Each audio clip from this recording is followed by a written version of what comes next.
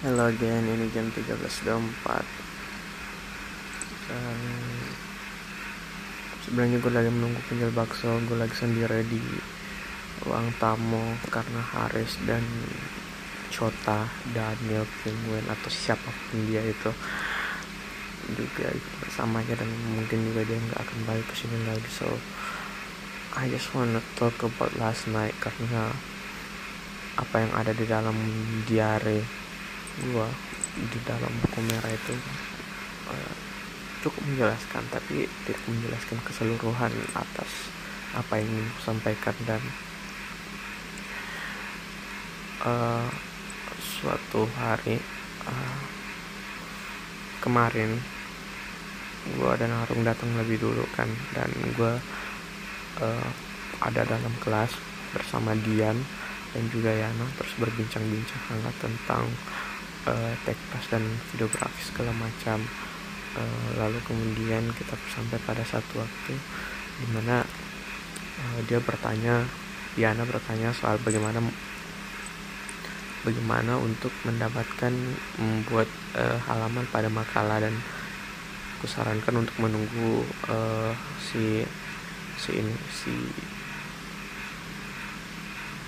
kusarankan untuk menunggu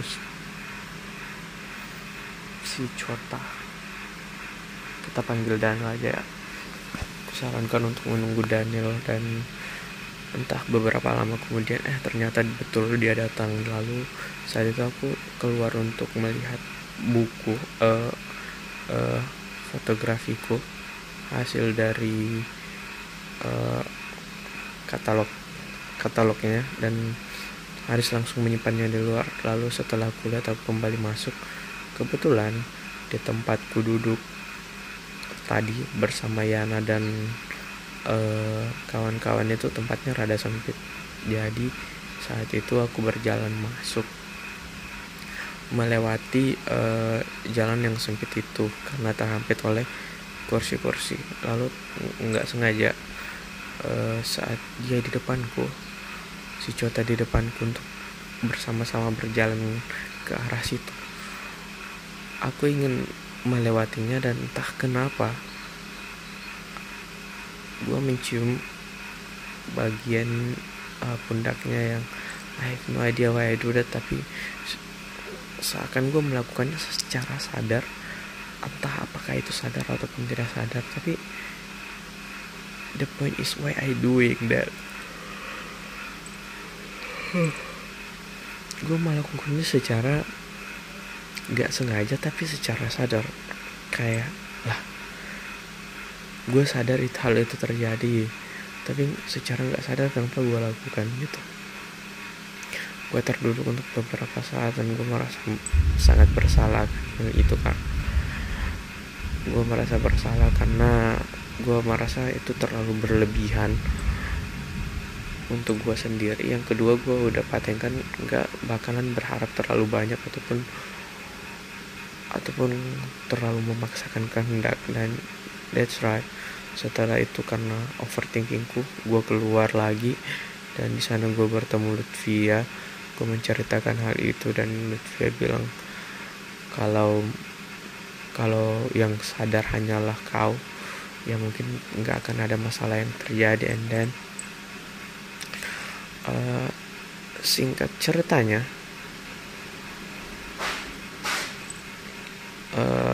gue berada di depan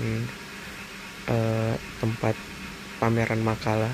Gue berada di sana berdiri, lalu Chota datang dan kawan-kawan, dan hal yang membuatku tidak expect adalah dia merangkul pundakku.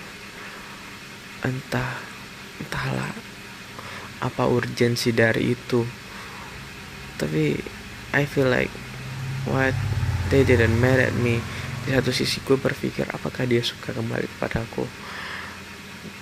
Dan kemudian saat pulang maghribnya, gue berpikir tentang hal itu. Apakah gue ini sebenarnya disukai balik sama dia kah, atau bagaimana gue nggak tahu. Tapi secara pasti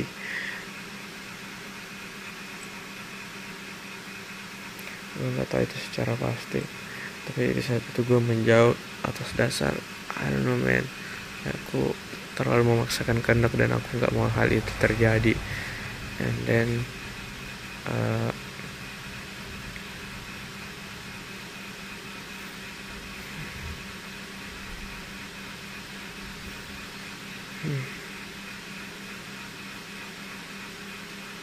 aku hanya berusaha merangkai kata karena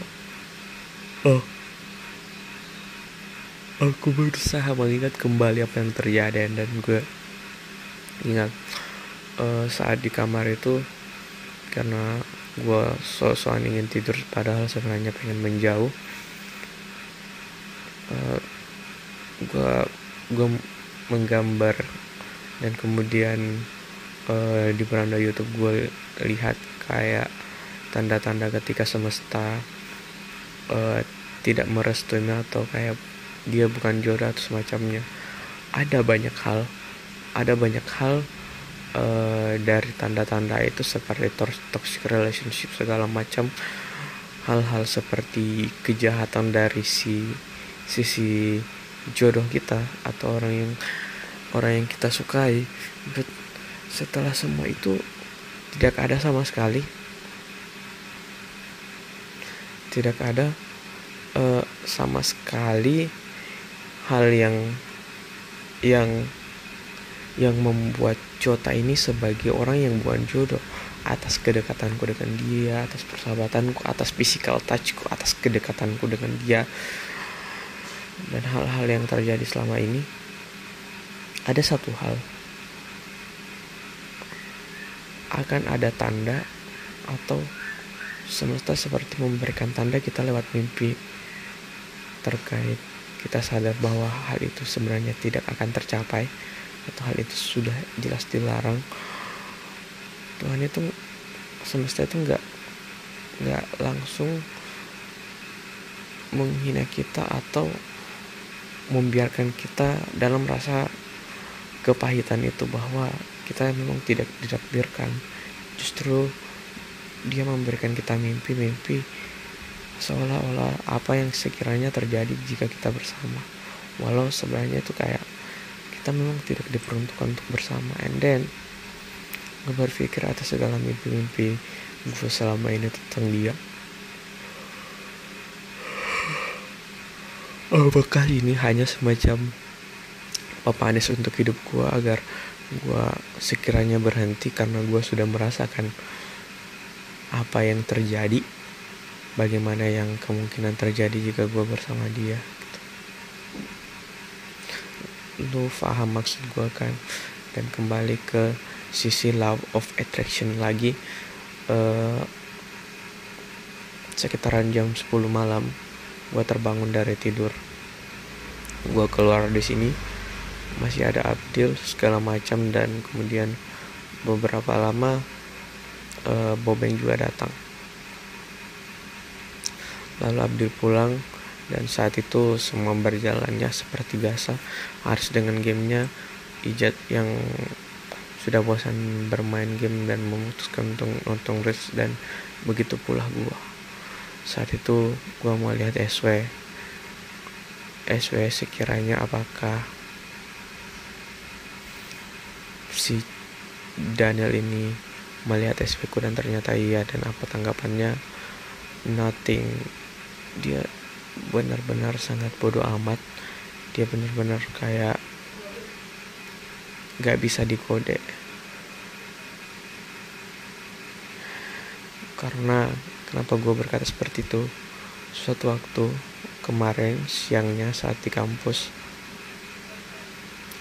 gue bilang gue duduk di sampingnya, tepat di sampingnya, entah mengapa dia duduk di sampingku. Kayak itu semua seakan seperti sayang kepada aku, seperti tanda bahwa dia ini suka kepada gue gitu. Dia terkadang suka ketika kita jarang bareng, dia akan jalan di sampingku, even though aku terlalu di depan ataupun terlalu di belakang. I don't know. Terkadang saat aku terduduk, dia duduk di sampingku, dan banyak hal lain lah. Saat itu aku berkata kepadanya, lihat Haris, Haris pergi menjauh gara-gara kamu gak peka kasih dia tempat duduk. Dan dia berkata, bukankah orang yang peka tidak tahukah saya dikode? Harusnya tanya saja langsung. Kayak di situ gue juga berpikir, apakah aku harus menanyakan langsung? Apakah aku harus menanyakan langsung terkait kejelasanku terhadap dia gitu. Lalu kemudian in the middle of the night kembali ke SW itu, aku melihat SW Arong, dan seketika aku melihat videografi yang dimana di YouTube-nya itu dia memotong scan bagian awal.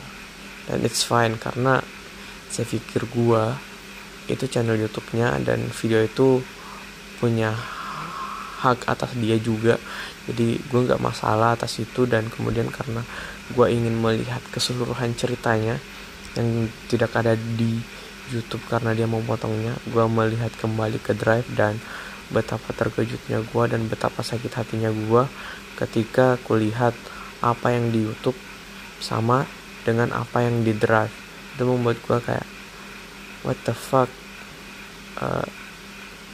Ini perihal tugas kelompok, ada bagian awal yang dia potong dan itu seakan menghilangkan masterpiece dari videonya.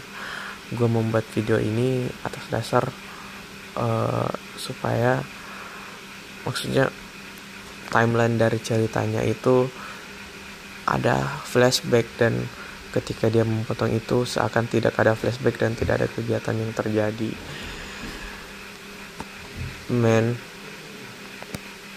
Keluh kesahku di sini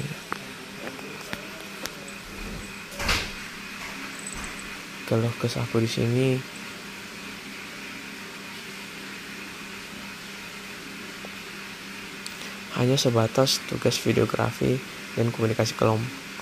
Aku sebenarnya nggak terlalu bermasalah dengan dia memotong videonya dan menguploadnya di YouTube karena itu hak dia.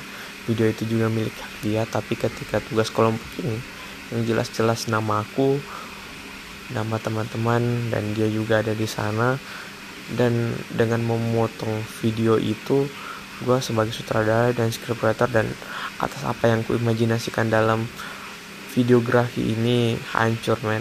Kayak gue cuman gak expect aja kenapa lu lakuin itu tanpa komunikasi dari kelompok dan tanpa komunikasi dari gua yang berusaha sebaik mungkin membuat videografi itu berjalan lancar.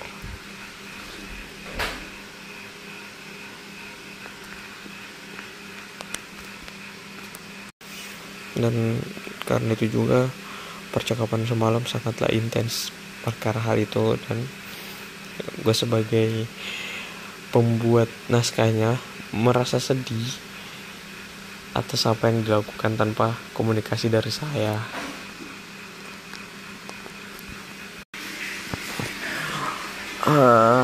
Lalu atas dasar video itu, karena aku tidak terlalu ingin memikirkannya kayak walaupun even gue membuka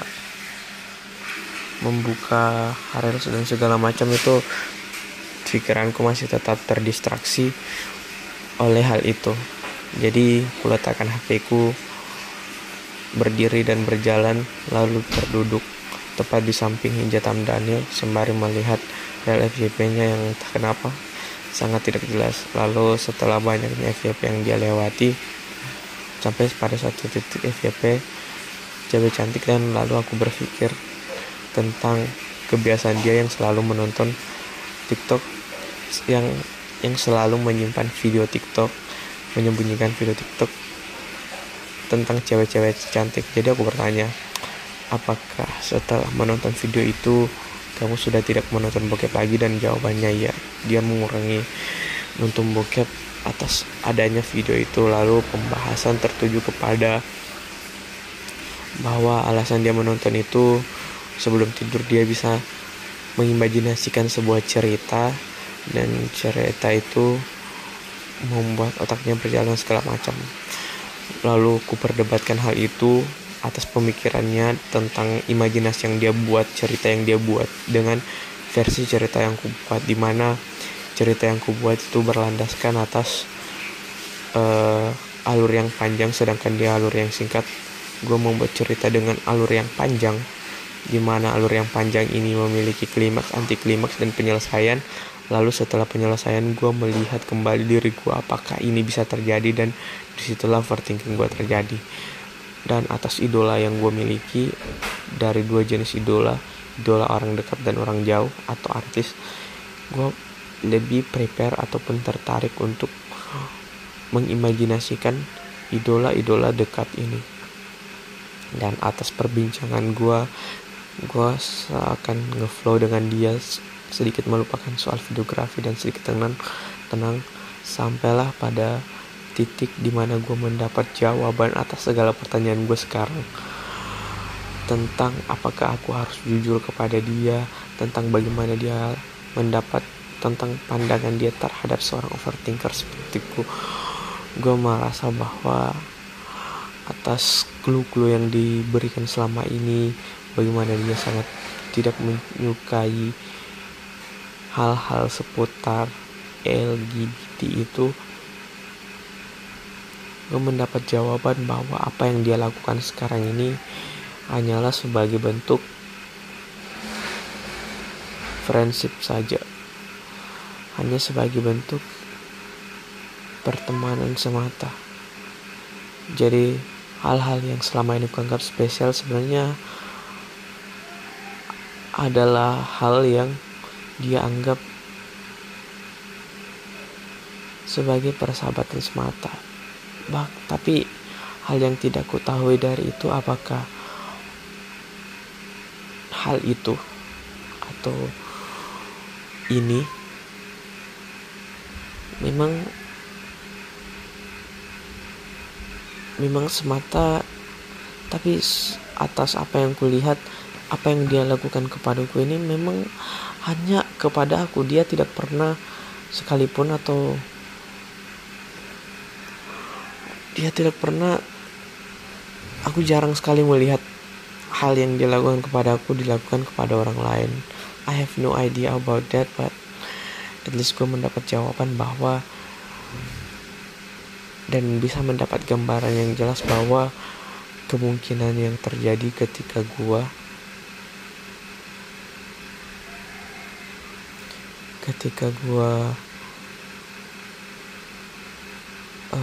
melakukan atau jujur terhadap dia, feedback yang kemungkinan terjadi jika hal itu gagal. Dan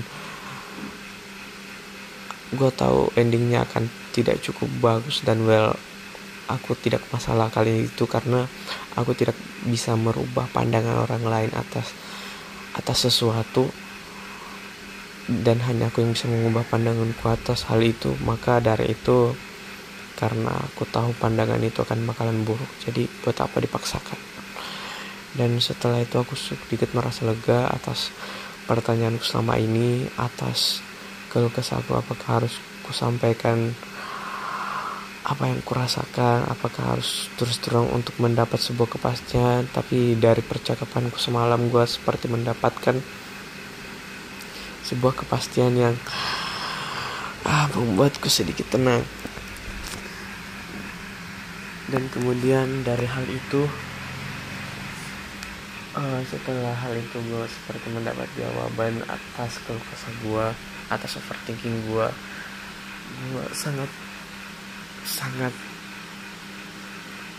enteng sekarang. Gue kehilangan beban atas hal itu. Lalu kemudian aku membahas masalah videografi itu kepada dia, kepada Haris dan kawan-kawan, dan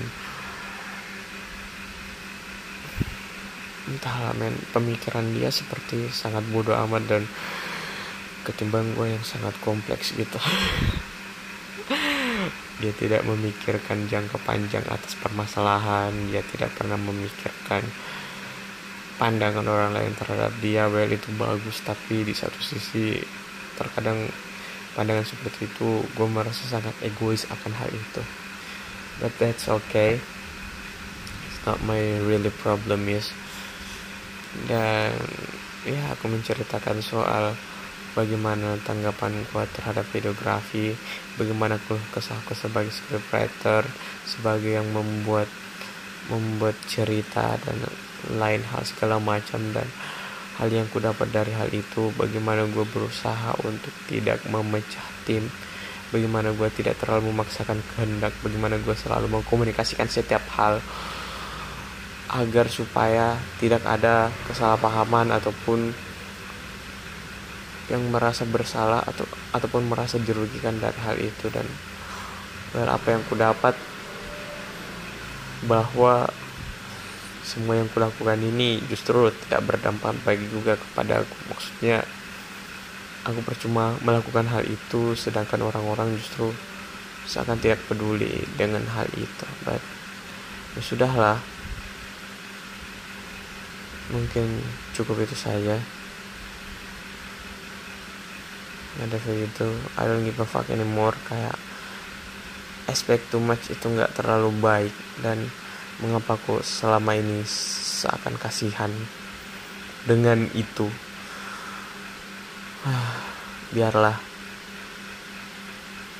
aku tidak peduli akan hal itu lagi. Dan ekspektasiku terhadap videografi ini memang sudah dari awal tidak terlalu bagus, tapi perkara hal itu, pemotongan itu, kita juga berusaha di dalamnya. Dan kenapa kau lakukan itu seperti sebuah ketidakasyikan